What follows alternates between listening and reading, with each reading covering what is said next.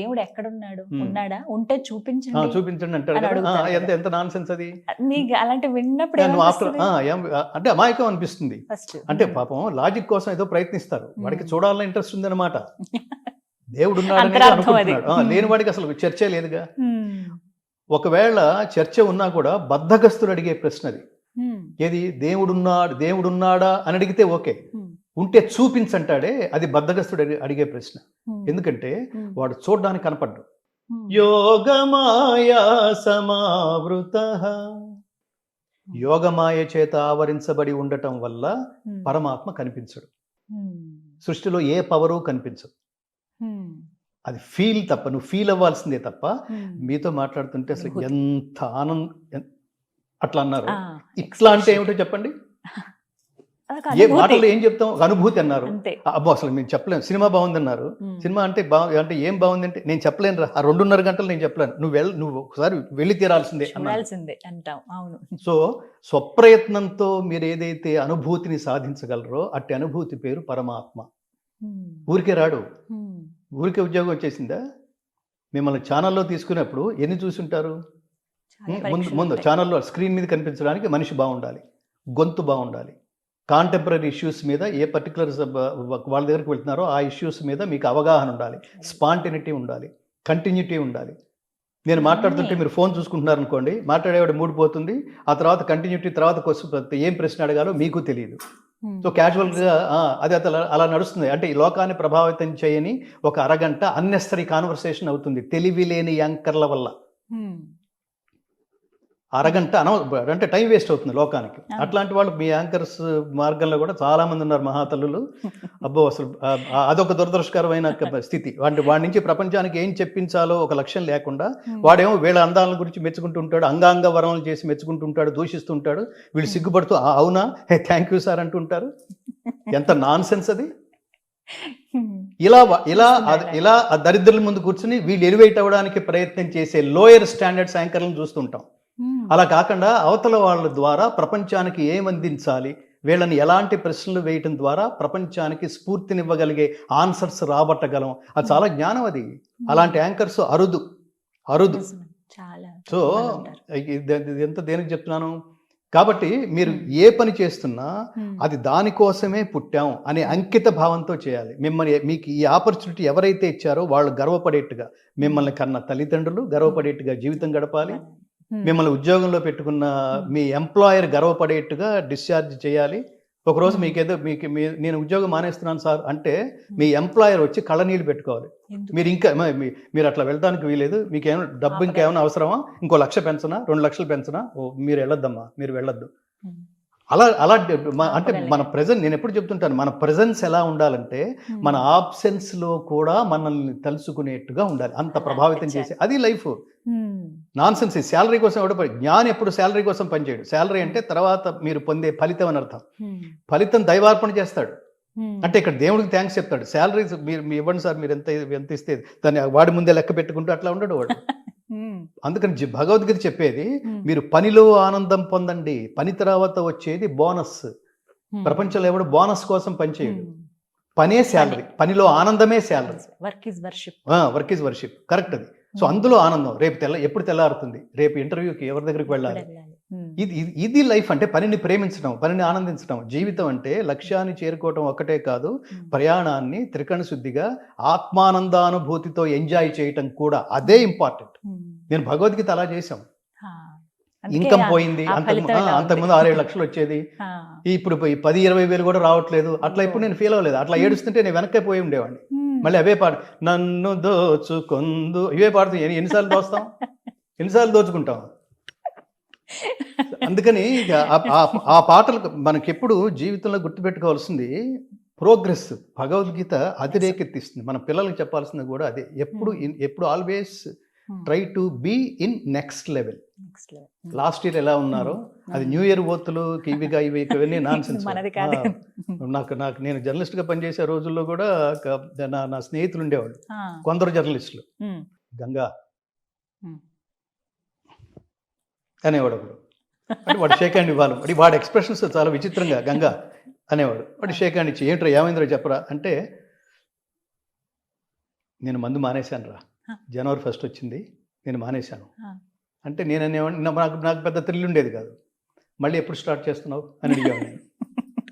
అంటే ఏంట్రా నేను సీరియస్గా చెప్తుంటే అలా అలా అలా మాట్లాడతావు, నువ్వు ఇప్పటికి 50 సార్లు చెప్పుంటావురా నాకు, నువ్వు ఇప్పుడు ఆలోచించుకుని నాకు చెప్పాల్సింది ఏంటంటే మందు మానేసాను అనుకురా, మానేయటం అంటే లైఫ్లో ఒకసారే దానికి ఫుల్ స్టాప్ పెట్టేసేయటం. నువ్వేం నీలాంటి వాళ్ళు ఏం చెప్పాలంటే ఆపేశానను, మళ్ళీ ఎప్పుడైనా స్టార్ట్ చేసే ఫెసిలిటీ ఉంది అందులో ఆ పదంలో, మళ్ళీ ఎప్పుడైనా స్టార్ట్ చేసేయచ్చు. అప్పుడు నేను కూడా అడగను, నేను ఆపేశాననరా అది కామా అవుతుంది, మానేశాను అనుకో చాలా పెద్ద పదం అది, ఇప్పుడు 200 సార్లు మానేసి ఉంటావు నువ్వు.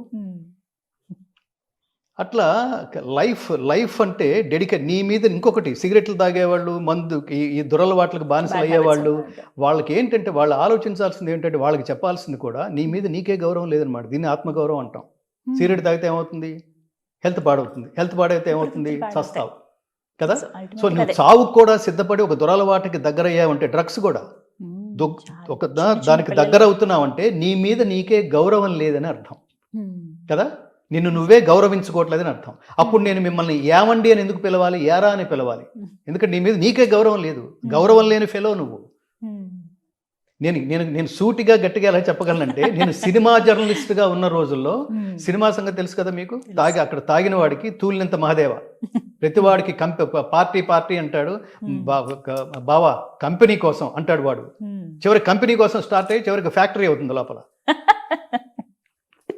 అది ఒక్కదాంతో పోదు. ఎందుకు ఆ దురలవాట్లు ఎందుకు పోదు అంటే, అది ఒక్క దాంతోనే ఒక గ్లాస్తో స్టార్ట్ అవుతుంది. అని ఏమంటారు మీరు? ఒక పెగ్ అంటున్నారు మీరు, అది స్టార్ట్ క్షమించుగా దాంతో. ఎందుకంటే అది కూడా అది కూడా చెప్పాలి. ఆ దురలవాట్ల వల్ల ఏమవుతుందంటే అది అక్కడ మొదలవుతుందమ్మా. మొదలైతే అది ఒక్కదాంతో అవ్వదు. జీవితం అనేది ఏంటంటే సుఖదుఖే సమే కృత్వా లాభాలాభౌ జయాజయౌ. ఇంకో చోట చెప్తాడు, దుఃఖేష్వనుద్విగ్నమనాః సుఖేషు విగత స్పృహః వీతరాగ భయక్రోధః స్థితధీర్మునిరుచ్యతే.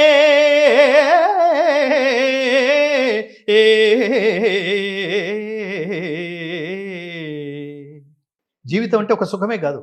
సుఖం తర్వాత దుఃఖం, దుఃఖానంతర సుఖం, సుఖానంతర దుఃఖం. కంటిన్యూస్గా సుఖం ఉండేవాడు, కంటిన్యూస్గా దుఃఖం ఉండేవాడు ఉండడు. అది వస్తుంటుంది, పోతూ ఉంటుంది. వచ్చినప్పుడేమో ఆనందం, మళ్ళీ ఇది. రాకపోతే బాధ, మళ్ళీ ఇది. చివరికి ఏమవుతుందంటే ఎప్పుడైతే రాదో, ఎప్పుడైతే నీకు ఆ దుఃఖం అనేది ఏదో వచ్చిందో, అప్పుడు నీకు ఇట్లాంటి ఆలోచనలు ఏవి లేకపోతే, ఇట్లాంటి బ్యాడ్ హ్యాబిట్స్ ఏవి లేకపోతే ఏమవుతుందంటే మీలాంటి వాళ్ళ దగ్గరికి వెళ్ళి కాసేపు కూర్చుంటారు. అమ్మా గీతాంజలి, కాసేపు మీరు ఏదో మాట్లాడితే నాకు ఆనందం, చాలా సంతోషం, నేను చాలా డిప్రెషన్లో ఉన్నాను, 4 మంచి ముక్కలు చెప్పండి. ఓ మంచి స్నేహితుడి దగ్గరికి వెళ్తారు, లేదా గుడికి వెళ్తారు, లేదా మహానుభావుల ప్రవచనాలు ఏవో ఉంటాయి, కాసేపు వాడు కూర్చుంటాడు. మనసు బాగుండలేదు, కాసేపు వాడు కూర్చుంటాడు. ఇప్పుడు అది కాకుండా వాడికి బ్యాడ్ హ్యాబిట్ ఉంది అనుకోండి, వీళ్ళెవ్వరు కాదు, దాని దగ్గరికి వెళ్ళి కూర్చుంటాడు. అప్పుడు పెగ్గుతో స్టార్ట్ అయింది, ఎక్కడ ఏమైంది అది చివరికి మొత్తం బాటిల్ కదా అది. కుడి ఎడమైతే పొరబాటు, అది అక్కడ దాకా వెళ్ళిపోతుందంట. అక్కడ దాకా వెళ్తుంది. దానివల్ల ఏమవుతుందంటే పతనానికి చేరుకుంటావు. చివరికి ఏమవుతుందంటే అది నీకు రిలీఫా? ఇప్పుడు రిలీఫ్ అనుకున్నావు, తర్వాత కాలంలో అది స్ట్రెస్ అయింది, తర్వాత నిన్ను పతనానికి తీసుకువెళ్తోంది. చివరికి అది ఏమవుతుందంటే బలమైన బలహీనత అవుతుంది. ఈ బలహీనత బలం అయిపోయి ఇంకా అది తప్పితే వేరే లేదని జీవితాన్ని సర్వనాశనం చేసుకుంటావు. అందమైన జీవితం, అద్భుతమైన జీవితం, స్ఫూర్తిదాయకంగా ప్రపంచానికి నువ్వు నిలబడగలిగే అర్హత పరమాత్ముడు ఇచ్చిన జీవితం, ఇవన్నీ చివరికి ఏమైపోయినాయి?